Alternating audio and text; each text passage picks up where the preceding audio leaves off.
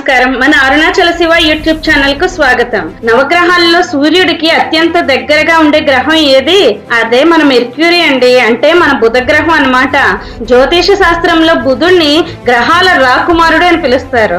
అంటే prince of planets అన్నమాట. మన తెలివితేటలు, చదువు, వ్యాపారం, ఇంకా మనం మాట్లాడే తీరు, ఈ మూడింటిని శాసించేది బుధ భగవానుడే. కానీ మీకు తెలుసా, పురాణాల ప్రకారం బుధ భగవానుడు జననం వెనుక చాలా పెద్ద యుద్ధమే జరిగింది. దేవగురు బృహస్పతికి చంద్రుడికి మధ్య జరిగిన ఆ భయంకరమైన యుద్ధం ఎందుకు జరిగింది? బుధుడు పుట్టుక వెనుక ఉన్న రహస్యం ఏమిటి? మీ జాతకంలో బుధుడు బాగుంటే ఏమవుతుంది, చెడిపోతే ఎలాంటి సమస్యలు వస్తాయి? ఈ రోజు మన వీడియోలో బుధ భగవానుడి పూర్తి చరిత్రను, వేదాలు ఇంకా జ్యోతిష శాస్త్రం ప్రకారం ఆయన ప్రాముఖ్యతను తెలుసుకుందాం. వీడియో చాలా ఆసక్తికరంగా ఉంటుంది. స్కిప్ చేయకుండా చివరి వరకు చూడండి. పురాణాల ప్రకారం బుధ భగవానుడి జనన వృత్తాంతం చాలా ఆశ్చర్యకరంగా ఉంటుంది. భాగవత పురాణం మరియు విష్ణు పురాణంలో ఈ కథ వివరంగా ఉంది. దేవగురు బృహస్పతి భార్య పేరు తార.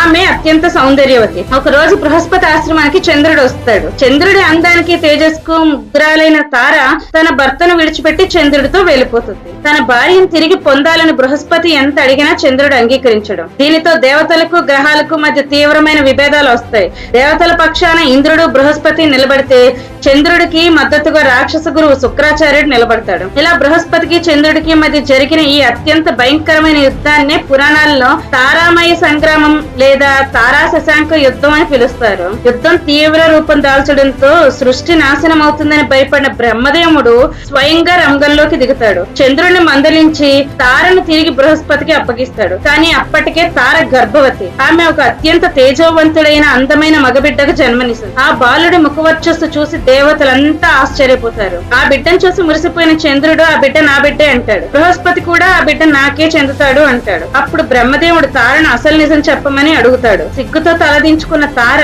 ఆ బిడ్డ చంద్రుడి సంతానమే అని చెప్తుంది. చంద్రుడు సంతోషించి ఆ బాలుడికి తన అపారమైన తెలివితేటల వల్ల బుధుడు అంటే జ్ఞానం కలవాడు, ద ఇంటెలిజెంట్ వన్ అని పేరు పెడతాడు. బ్రహ్మదేవుడు బుధుడికి నవగ్రహాల్లో ఒక స్థానాన్ని అనుగ్రహిస్తాడు. పెరిగి పెద్దవాడయ్యాక మేరు పర్వతం సమీపంలో తీవ్రమైన తపస్సు చేసి ఎన్నో శక్తులు పొందుతాడు బుధుడు. ఈ సమయంలోనే వైవస్వత మనో సంతానమైన ఇలా అనే వ్యక్తి పరిచయం అవుతాడు. ఇలా ఒక శాపం వల్ల నెల రోజుల పురుషుడిగా, నెల రోజులు స్త్రీగా మారుతుంటుంది. బుధుడు ఇలాను స్త్రీ రూపంలో ఉన్నప్పుడు వివాహం చేసుకుంటాడు. వీరికి జన్మించిన కుమారుడే పురూరవుడు. ఈ పురూరవుడి నుండే మహాభారతంలో కురు పాండవులు జన్మించిన ప్రసిద్ధమైన చంద్రవంశం ప్రారంభమైంది. వేదాలు మరియు జ్యోతిష శాస్త్రం ప్రకారం బుధుడిని బుద్ధికారకుడు మరియు వాక్కారకుడు అని పిలుస్తారు. జాతక చక్రంలో మిథున రాశి ఇంకా కన్యా రాశులకు బుధుడు అధిపతి. మన నరాల వ్యవస్థ, చర్మం, మెదడు బుధుడి నియంత్రణలో ఉంటాయి. మీ జాతకంలో బుధుడు బలంగా ఉంటే అద్భుతమైన వాక్చాతుర్యం, మీరు మాటలతో మాయ చేయగలరు.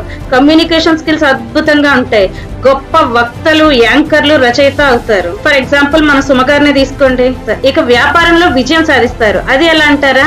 బుధుడు వ్యాపారకారకుడు. బలమైన బుధుడు ఉన్నవారు బిజినెస్ లో అపారమైన లాభాలు గడిస్తారు. లెక్కలు, ఆడిటింగ్ రంగాల్లో రాణిస్తారు. అలాగే ఏ విషయాన్నైనా చాలా వేగంగా నేర్చుకుంటారు. హాస్య చతురత కూడా చాలా బాగుంటుంది. సెన్స్ ఆఫ్ హ్యూమర్ అన్నమాట. ఎప్పుడు యవ్వనంగా, ఉత్సాహంగా కనిపిస్తారు. అదే జాతకంలో బుధుడు బలహీనంగా నీచ స్థితిలో ఉంటే నత్తి లేదా సరైన సమయానికి మాటలు రాకపోవడం, కమ్యూనికేషన్ గ్యాప్ వల్ల బంధాలు దెబ్బతినడం కూడా జరుగుతుంది. నరాల బలహీనత, చర్మ వ్యాధులు లైక్ స్కిన్ ఎలర్జీస్, ఎగ్జిమా అలాంటి, జ్ఞాపక శక్తి తగ్గిపోవడం, నిర్ణయాలు తీసుకోలేక గందరగోళానికి గురి కావడం జరుగుతుంది. వ్యాపారంలో సరైన అంచనాలు వేయలేక తీవ్రమైన నష్టాలు చవిచూడాల్సి వస్తుంది. ఒకవేళ మీ జాతకంలో బుధ దోషం ఉన్నట్లు అనిపిస్తే ఈ చిన్న పరిహారాలు పాటించారు. బుధ భగవానుడికి అధిదేవత శ్రీ మహావిష్ణు. ప్రతి బుధవారం విష్ణు సహస్రనామం పఠించడం చాలా శ్రేయస్కరం. వినాయకుని పూజించిన బుధగ్రహ దోషాలు తొలగుతాయి. బుధవారం రోజున ఆకుపచ్చని వస్త్రాలు ధరించడం లేదా ఆకుపచ్చని పెసలు దానం చేయడం చాలా మంచిది. గోమాతకు పచ్చగడ్డి లేదా ఆకుకూరలు తినిపించడం వల్ల బుధదేవుడు అత్యంత సంతోషిస్తాడు.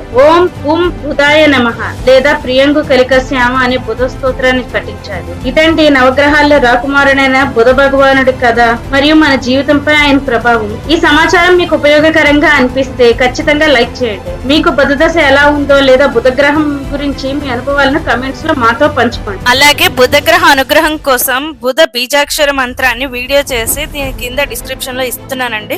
ఇంట్రెస్ట్ ఉన్న వాళ్ళు ఎవరైనా సరే 40 days దీక్షగా ఈ మంత్రాన్ని విన్నట్టయితే వాళ్ళకి రిజల్ట్స్ కనిపిస్తాయి. ఇలాంటి మరిన్ని అద్భుతమైన పౌరాణిక మరియు జ్యోతిష విషయాల కోసం మా ఛానల్ లో వెంటనే సబ్స్క్రైబ్ చేసుకోండి. మరో ఆసక్తికరమైన వీడియోతో మీ ముందుకు వస్తాను. అంతవరకు సెలవు. జై హో సనాతన ధర్మం.